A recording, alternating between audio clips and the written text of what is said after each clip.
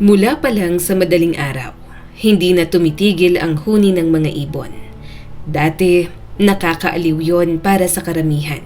Pero para kay Jan, isang nakakairitang ingay.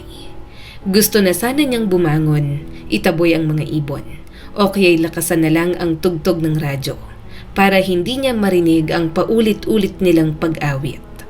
Pero ang totoo, hindi lang ang mga ibon ang kinaiinisan niya. Galit si Jan. Sa unang pagkakataon kasi, gusto lang sana niyang matulog ng mas mahaba, kahit 1 oras lang na pahinga. Pero ginising siya ng mga ibon. At kasabay noon, bumalik ang galit na matagal niya nang kinikimkim. Ayaw niya sa mga ibon dahil paalala ang mga ito ng pinakamagandang araw ng buhay niya. Mga araw na hindi na babalik. At higit sa lahat, galit siya sa sarili niya. Dahil noon, hindi niya nagawa ang tama. Pero sino nga ba ang makakapagsabi kung ano ang tama? Noong panahong yon, akala niya'y tama ang lahat ng ginawa niya. Bata pa siya noon at walang masyadong alam sa buhay. Ngayon, alam na niya ang katotohanan. At isang bagay ang sigurado, napakahirap itama ang mga pagkakamali ng nakaraan. Napilitan siyang bumangon, naligo, naghanda. Tulad ng dati, otomatiko, parang makina. Nagtimpla siya ng kape at habang pinapalamig yon, nagbihis na siya. Lahat ay ginagawa niya ng paulit-ulit. Ang buhay ni Jan ay parang walang kulay. Araw-araw, pare-pareho. Parang nakaloob ang buhay niya. Parang hindi siya umuusad. Alam niya kung paano tatakbo ang bawat araw. Pero hindi niya alam na ang araw na yon ang sisira sa kanyang nakasanayang mundo. Gaya ng dati, ipinarada niya ang sasakyan sa basement ng gusali. Inaayos ang kanyang coat. Dahan-dahang naglakad papasok sa opisina. Isang normal na umaga hanggang may batang biglang lumapit sa kanya. Madumi, payat at halatang gutom. Isang batang lansangan. Hindi karaniwan na may pulubi sa lugar na yon. Mahigpit ang seguridad sa business district. Napalingon si John sa paligid. Bakit may batang ganito dito? Mahina niyang tanong at medyo naiinis. Hindi dapat nag-iisa ang isang batang 10 taong gulang. Pero sino nga ba ang makakaintindi sa sistema ng mga pulubi? Araw-araw, may bagong paraan sila para makahingi ng pera. Gusto na sana siyang iwasan ni Jan. Lalampasan na lang sana pero bigla na lang halos magpatira pa ang bata sa harap niya. Napabuntong hininga si Jan. Sa isip niya, kung bibigyan niya ito ng kaunting pera ay aalis na rin ito. Kaya naman ipinasok niya ang kamay sa bulsa. Pero walang laman yon kahit barya. Sanay na kasi siyang gumamit ng card. Bihira na siyang magdala ng cash. Wala akong pera. Maghanap ka ng iba. Naiinis niyang sabi. Sinubukan niyang itulak palayo ang bata. Pero hindi ito umalis. Tahimik lang itong nakatingin sa kanya. Puno ng pagmamakaawa ang mga mata. Nauubos na ang pasensya ni Jan. Sa isang banda, gusto niyang tumulong. Halatang gutom ang bata. Sa itsura pa lang ng damit nito, parang butot balat na lang ang katawan. Buwan-buwan, nagbibigay si Jan sa charity. Malaki-laki rin ang halaga. Pero hindi niya alam kung saan napupunta ang pera. Kaya paano niya pagkakatiwalaan ang batang ito? Paano kung ibigay niya ang pera, tapos mapunta lang sa taong nananamantala dito? Papa, tulungan mo ko. Mahina at nanginginig na sabi ng bata. Natigilan si Jan, para siyang nabingi. Hindi siya makapagsalita. Papa? Paulit-ulit na umalingaw-ngaw sa isip niya ang salitang yon. Papa, nagkakamali ka yata, iho. Napatawa si Jan at may halong inis. Sanay na si Jan sa ganitong taktika. Marami ng beses na may nagtatangkang ipasa sa kanya ang responsibilidad ng ibang tao. Sa mundong kanyang ginagalawan, lahat ay gustong kumita, kahit sa kasinungalingan. Siguro tinuruan ng batang ito kung paano maawa ang mayayaman. Pero hindi lang awa ang ginagamit nito. pati na rin ang pangalan ni John. At yon ang kinatatakutan ni John. Baka may nagmamasid, baka may media, may mamamahayag na handang gumawa ng iskandalo para lang sa balita. Galit si John sa press, hindi dahil sa katotohanan, kundi dahil sa paraan nila na baluktutin ito. Kaya nilang gawing kasinungalingan ang totoo at gawing totoo ang kasinungalingan. "Sumusobra ka na, bata!" Matigas ang boses na sabi niya rito. Hinawakan niya ang kamay ng bata at hinila ito papalayo. Medyo nag-aalangan siya. Baka mabalian niya ito.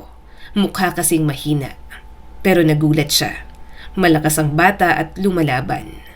Napatingin ang mga tao sa kanila at doon lalo kinabahan si John. Paano kung biglang may sumulpot na babae, ang nanay ng bata, at magsisigaw doon, "Inaabuso mong anak ko!" At para patahimikin ang iskandalo, kailangan niyang magbayad ng malaki. Hindi pa alam ni John, ang batang yon, hindi lang pala basta pulubi. Ang salitang papa ay hindi aksidente. Sumakit ang ulo ni John, parang pumipintig ang kanyang sentido. At unti-unting tumataas ang kanyang presyon dahil sa kaba at inis. Matalim ang tingin niya sa bata. "Anong akala mo sa akin? Tatay mo? Wala akong anak at wala pa akong naging anak." Pero sa likod ng matigas niyang salita, may bahid ng pagdududa. Dahil kung tutuusin, noong kabataan niya, magulo ang kanyang buhay. At sa ganong klase ng pamumuhay, posibleng may nangyari. Pero hindi niya matanggap na ang batang ito ang anak niya. "Sabi ni Mama, ikaw daw ang tatay ko." "Talaga? May sinabi pa ba siya? Baka susunod sabihin mo may mga alien din sa kalawakan." Mapanlait na sabi ni John kasabay ng pagtawa. Biglang may kinuha ang bata sa bulsa niya. Dahan-dahan habang nanginginig ang mga kamay. At iniabot niya yon kay John. Isang singsing, may jade na bato. Napatigil si John. Hindi siya nagkamali. Kahit ipikit niya ang mata niya, kilala niya ang singsing na yon. Dahil siya mismo ang gumawa nito. Natuto siyang gumawa ng alahas mula sa kanyang lolo noong bata pa siya. At ang singsing na yon, ibinigay niya sa babaeng pinakaminahal niya noon, kay Lizzie. Noong panahong simple lang ang buhay niya. Wala pang pera pero puno ng pagmamahal. Pero nagbago ang lahat nang sumama siya sa kanyang ama. Nalunod siya sa pera, nalulung sa luho at tuluyang nawala sa sarili. Bago sila naghiwalay ni Lizzie, ibinigay niya ang singsing na yon. Akala niya pansamantala lang ang paghihiwalay. Pero yun na pala ang huli. Habang buhay na pagkawala. "Sumama ka sa akin," nanginginig na sabi ni John. Pinisil niya ang singsing sa kanyang kamay. Ramdam niya ang bigat nito. Hindi lang bilang alahas, kundi bilang alaala. Pwede naman niyang baliwalain ang lahat. Magpanggap na hindi niya ito kilala. Sabihing ordinaryong singsing lang yon. Pero hindi niya magawa dahil alam niyang totoo. At kung totoo nga na anak niya ang batang ito, biglang kumabog ng hindi pantay ang puso niya. Kung may doktor na makakakita sa kanya ngayon, siguro sasabihin, "Hindi maganda yan sa edad mo." Pero sa isip ni John, mas gugustuhin pa niyang atakihin sa puso kaysa maramdaman ang ganitong kaba. Habang naglalakad sila papasok ng opisina, napatingin siya sa bata sa kanyang tabi. At hindi niya maintindihan paano siya binati ng nakaraan pagkatapos ng maraming taon. Halos 11 taon na mula nang maghiwalay sila ni Lizzie. Madalas niya itong naiisip. Pero hindi niya kailanman sinubukang bumalik dahil pinili niya ang pera. Pinili niya ang impluwensya ng kanyang ama at ipinagpalit niya ang pagmamahal. Kaya galit siya sa huni ng mga ibon dahil yon ang nagpapaalala sa kanya kay Lizzie. Maganda, simple at may pusong busilak. Madalas silang magkasama noon sa tabing lawa sa terrace ng bahay. Naglalakad sila sa kakahuyan habang pinakikinggan ang huni ng mga ibon. Pero nang mawala si Lizzie sa kanyang buhay, ang dating musika ay naging sugat. Bawat huni sumasaksak sa puso niya. Habang naglalakad sila, napapatingin ang mga tao sa kanila. Parang may himalang nangyayari. Napipikon si John. Kung pwede lang, takpan niya ang mga mata ng lahat. Hindi niya maintindihan kung bakit niya isinama ang bata, pero may kung anong puwersa na nagtulak sa kanya. Pagpasok sa loob ng opisina, tahimik, malamig ang hangin. Sigurado ka? Na anak kita? Seryoso at nagdududang tanong ni John. Opo, pinakita po ni Mama ang mga litrato nyo. Diretso at puno ng tiwala na sabi ng bata. At ang mama mo? Kung totoo to, bakit ngayon ka lang lumapit? Tanong ni John. Natakot po siguro siya. Ayaw niyang guluhin ang buhay ninyo. Huminga ng malalim ang bata. Parang pinipigilan ng luha. Pero may nangyari pong masama. Nanginginig na sabi nito. Ano? Napakunot ang noo ni John. Nakulong po si Mama. Parang tinamaan si John. Kailangan ko po ng tulong. Hindi po ako humihingi ng pera. Tulungan niyo po akong mailabas si Mama. Umiiyak na sabi ng bata. Halos nagmamakaawa na ito. Nanlambot ang katawan ni John. Napaupo siya sa kanyang swivel chair. Si Lizzie, nakulong. Imposible. Hindi niya yun matanggap. Ang babaeng kilala niyang mabait, maayos at may prinsipyo, hindi kailanman magiging kriminal. Tinitigan niya ang bata, matalinong magsalita, matapang, pero sa likod ng lahat ng yon, isa pa rin siyang bata. Isang batang puno ng takot. Anong pangalan mo, iho?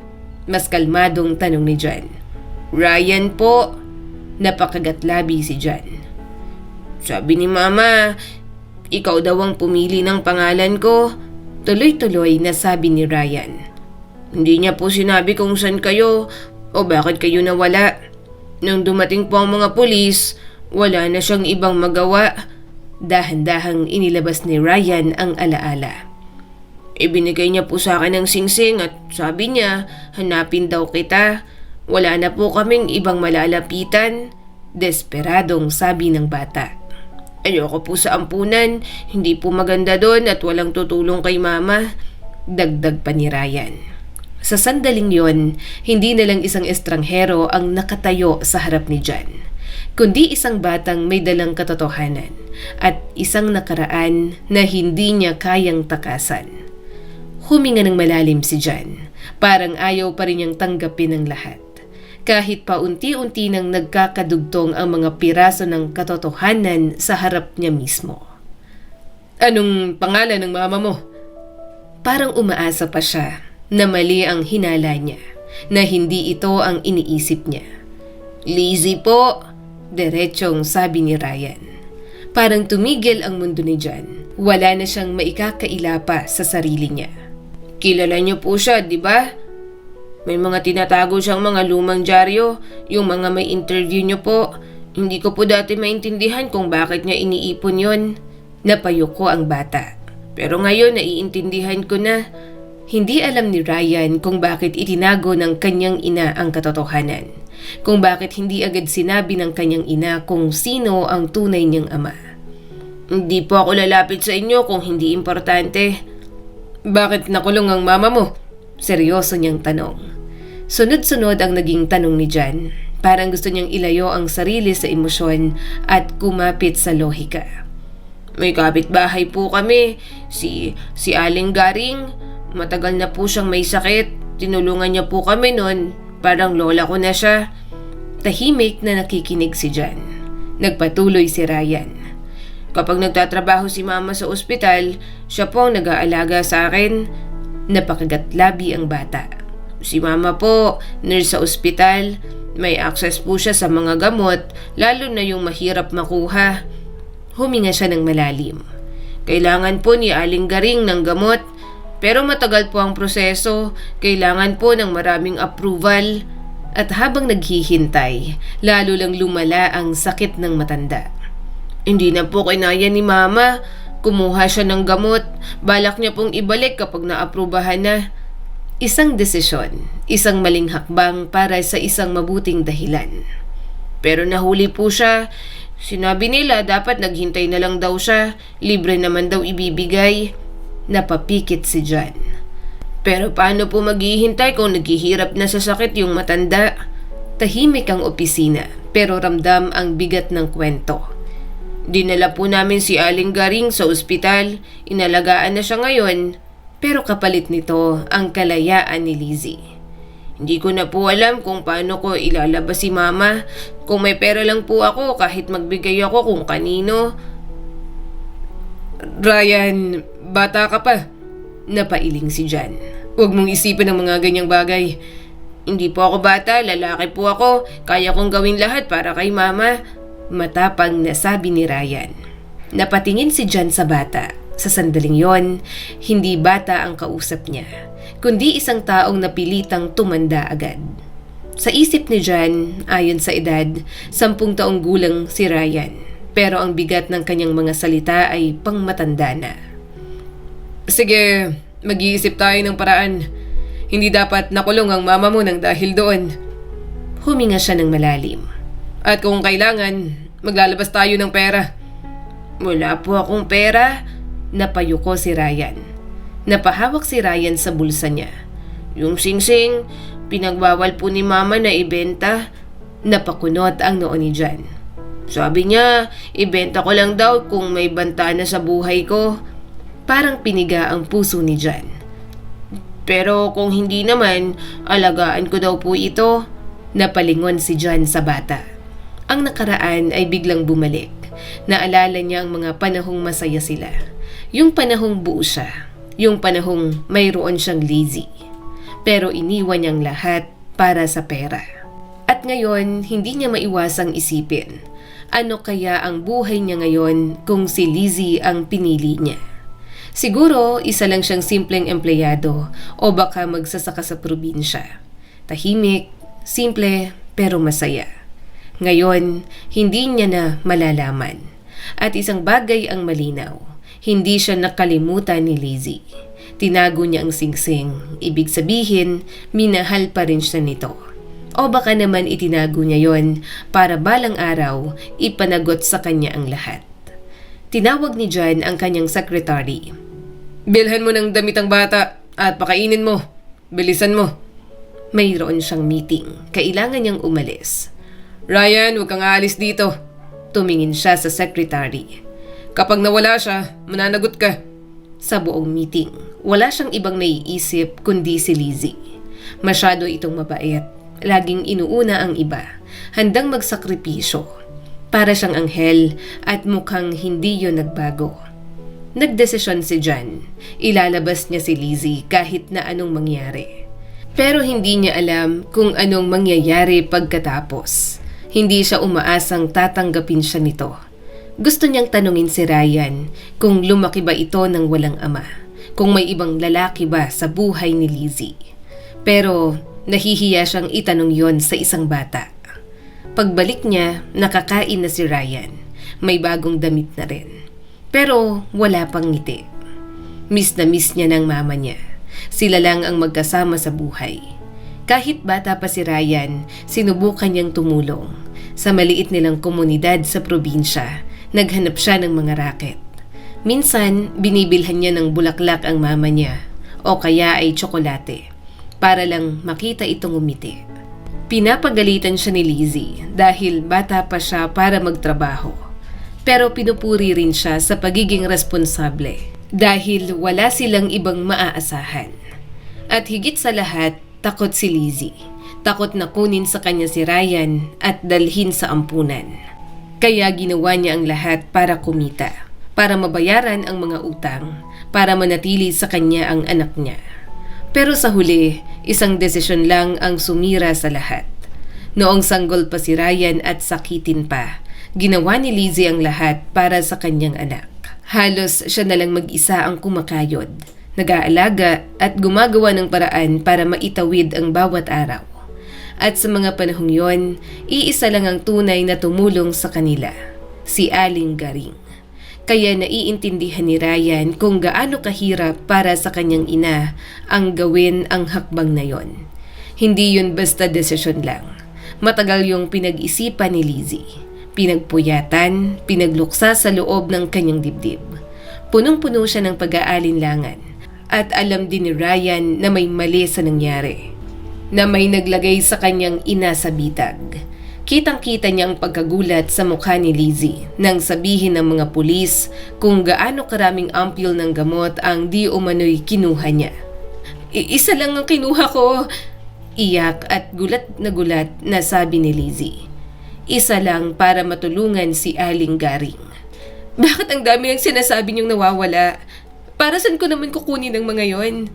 Pero hindi nakinig ang mga pulis. Malay ba namin kung ibinenta mo ang iba? Ano man ang paliwanag mo? Mahaba ang magiging araw mo sa kulungan. Nanginginig na nagtago si Ryan sa isang sulok. Takot na takot siyang mapansin. Bago pa man buksan ni Lizzie ang pinto para sa mga pulis, na ibigay na nito sa anak ang mga bilin kung ano ang gagawin, sakaling siya ay kunin. At ngayon, sobrang bigat ng dinadala ng batang si Ryan. Takot siya. Takot para sa kanyang ina. Takot sa maaaring mangyari dito. Takot sa buhay na hindi niya alam kung paano haharapin. Alam ni Ryan na natakot din si Lizzie bago gawin ang lahat ng yon. Hindi dahil sa sarili niya, kundi dahil sa anak niya. Takot si Lizzie na baka kunin si Ryan at dalhin sa ampunan. Pero paano niya hahayaang mamatay si Aling Garing habang unti-unting kinakain ng sakit at hindi man lang maibsan ang paghihirap nito? Gusto lang niyang tumulong, gusto lang niyang maibsan kahit kaunti ang sakit ng matanda. Samantala, nakahanap si John ng isang kakilala na may koneksyon sa mga taong pwedeng maglabas ng impormasyon. Pinakiusapan niya ito na alamin kung saan dinala si Lizzie at gaano kabigat ang sitwasyon nito. Habang hinihintay ang balita, sinubukan niyang ilibing ang sarili sa trabaho. Pero kahit pilit niyang iwasan, nandun pa rin sa opisina ang batang si Ryan. Ang batang posibleng sarili niyang anak. At bakit nga ba siya magiging sigurado agad? Paano kung anak ito ng ibang lalaki? Paano kung hindi siya ang ama? Pero nang muli niyang pinagmasdan ng bata, may kung anong kumirot sa kanya.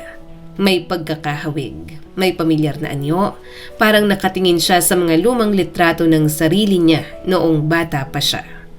Ilang sandali pa ay tumawag na ang kanyang kakilala at binanggit nito ang halagang kakailanganin para tuluyang maayos ang kaso at mawala na ito. Doon din nalaman ni John na ang hepe ng klinika mismo kung saan nagtatrabaho si Lizzie ay matagal nang may galit sa babae. Matagal na pala nitong gustong pabagsakin si Lizzie. Ginamit lang nito ang maliit na pagkakamali ng babae para tuluyan itong ipahamak. Dahil si Lizzie ang klase ng empleyado na hindi marunong tumahimik sa harap ng mali. Lagi itong lumalaban para sa tama. Lagi itong humihingi ng hustisya. At yun mismo ang ikinakainis ng taong may kapangyarihan. Hindi na nagdalawang isip si John, agad niyang ipinadala ang perang kailangan. Pagkatapos noon, naghanda siya para sunduin si Lizzie. Sa oras ding yon, naipadala na rin ang mga bagong damit para kay Ryan. Inutusan niya ang bata na magpalit. Hindi na niya pinansin ang mga palihis na tingin ng kanyang mga empleyado. Wala siyang pakialam sa sasabihin ng iba. Ang nasa isip niya ngayon, susunduin niya si Lizzie mula sa kulungan. Isasama si Ryan at iuuwi silang dalawa. At doon matatapos ang lahat. Akala niya ay ganoon kasimple. Pero nang muli niyang makita si Lizzie, umiikot ang kanyang mundo. Biglang bumalik ang lahat. Lahat ng alaala, lahat ng masasayang sandali, lahat ng panahong akala niya'y tuluyan ng nailibing, at nahirapan siyang pigilan ang sarili. Nag-aatubiling tumingin si Lizzie kay John. Pagod, mahina, pero nandun pa rin ang dating lambing sa mga mata nito. Hindi ko alam kung paano kita mapapasalamatan, mahinang sabi ni Lizzie. Pero hindi pasasalamat ang gusto ni John. Hindi yon ang kailangan niya. Ang gusto lang niya ay makausap si Lizzie. Kahit isang beses lang, kahit isang tapat na pag-uusap lang. Lizzie, pwede bang mag-usap tayo kahit sandali lang? Pakiusap ni John. Pagkatapos niya silang maiuwi, nagpa siya si John sa sarili niya. Hinding-hindi niya hahayaang manatili sina Lizzie at Ryan sa dati nilang tinitirhan. Gusto niyang akuin ang lahat. Gusto niyang bilhan sila ng bagong bahay. Mas maayos, mas ligtas, mas karapat-dapat para sa kanilang mag-ina. Ang problema na lang kung paano niya mapapapayag si Lizzie. Paano niya ito makukumbinsi ng napakalaking tulong nang hindi nito iniisip na gusto lang niyang bayaran ang mga kasalanan niya sa nakaraan. Pero kumpiyansa si John. Naniniwala siyang mapapapayag din niya si Lizzie. Hindi man agad-agad, pero balang araw. Sa kanilang pag-uusap, unti-unting ibinunyag ni Lizzie ang katotohanan. Matagal na akong pinupunteriya ng chief sa klinik. Paulit-ulit niya akong nilalapitan. Pinipilit niya akong mapasunod sa mga gusto niya kahit may asawa at mga anak na siya. Panimula ni Lizzie. Tahimik lang si John, nakahawak ang kamao at pigil na pigil ang galit. Siyempre, tumanggi ako. At dahil doon, sinabi niyang maghihiganti siya. Hintayin ko lang daw yung tamang pagkakataon. At dumating nga ang pagkakataong yon. Hindi naman ako nagnakaw ng gamot. May pahintulot akong kumuha ng isang ampule. Siya mismo ang pumayag. Pero bitag lang pala ang lahat. Napayuko si Lizzie. Hindi ko alam kung ano nang nangyari sa amin ni Ryan kung hindi ka dumating. Iniligtas mo kami, Jan. Matagal na tumahimik si Jan. At nang magsalita siya, may kirot sa boses niya. Bakit hindi mo sinabi noon na may anak ako? Pagkasabi pa lang noon, pinagalitan niya na ang sarili sa isip. Wala siyang karapatang magalit. Kung tutuusin, siya ang may pinakamalaking kasalanan. Kasalanan niya kung bakit hindi nito sinabi ang totoo. Sandaling natahimik si Lizzie. Parang iniipon muna ang mga tamang salita. Pinipili ang hindi gaanong masakit sabihin. Pagkatapos, dahan-dahan siyang tumingin kay Jan. Malungkot, pagod at puno ng lumang sugat. Sinubukan ko, hinanap ko ang address mo. Pumunta ako sa inyo para sabihin sa'yo na buntis ako. Napatingin si Jan sa kanya. Parang unti-unting lumulubog ang puso niya. Pero pinalayas ako ng mama mo. Sinabi niyang ikakasal ka na raw at pagkatapos nun, lumabas na nga ang balita tungkol sa kasal mo. Parang pinagsakluban ng langit at lupa si Jan. Anong gagawin ko nun? Ayaw mo kong kausapin. Wala kang ipinaliwanag. Hindi mo man lang sinabi na may bala ka palang magpakasal sa iba. Kasal na kasunduan lang yon. Pagtatanggol ni Jan sa sarili pero puno ng hiya. Naghiwalay rin kami ng ilang buwan matapos ang pagsasanib ng mga kumpanya. Mahina ang paliwanag ni Jan. Parang siya mismo ay hindi kumbinsido sa sinasabi niya. Alam kong wala akong karapatang patawarin. Pero sana kahit papano, makahanap ka ng puwang sa puso mo para mapatawad ako, Lizzie. Tuluyan ang bumigat ang hangin sa pagitan nilang dalawa. Hindi sinabi ni Papa sa akin na may anak tayo. Puno ng pagsisisi na sabi ni Jan. Hindi ko alam. Pero kahit hindi ko alam ang tungkol kay Ryan, hindi nun nababawasan ang kasalanan ko. Tumayo si Jan. Nagpaalam at lumabas. Alam niyang pareho nilang kailangan ng panahon. Siya para tanggapin na may anak siya. At si Lizzie para pag-isipan kung kaya pa ba niyang pagkatiwalaan ang lalaking minsan ang sumira sa puso niya. Dahil minsan mas madaling iligtas ang isang tao mula sa kulungan kaysa palayain ang isang pusong matagal ng bihag ng sakit. Alam ni Jan gagawin niya ang lahat para mapasaya si Lizzie, kahit anong kapalit. Pero sa kabila ng lahat ng yon, may isang bagay siyang kinatatakutan. Hindi na siya pinaniniwalaan nito. Araw-araw, unti-unti niyang sinusubukang makabawi. Madalas siyang bumibisita kina Lizzie at Ryan. May dalang pagkain, mga regalo, at mga simpleng bagay na inaakalang makapagpapasaya sa mga ito. Pero hindi niya alam sa bawat pagbisita niya, lalo lang nasasaktan si Lizzie. Tahimik, mainit ang hangin at puno ng tensyon ang paligid. Pwede po ba tayong mag-usap? Kailangan po natin ang malinaw na usapan. Seryoso at matapang na sabi ni Ryan. Napatingin si John sa anak. Nagulat siya. Parang hindi ito bata kung magsalita. Salamat po sa lahat ng tulong ninyo, pero kailangan nyo nang magdesisyon. Walang paligoy-ligoy na sabi nito. Anong ibig mong sabihin? Naguguluhang tanong ni John. Kung gusto niyong bumalik sa buhay namin, humingi kayo ng tawad, yung totoo, at panindigan niyo po si Mama. Huminga ng malalim si Ryan. Pero kung hindi, tigilan niyo na po yung pagpunta niyo rito.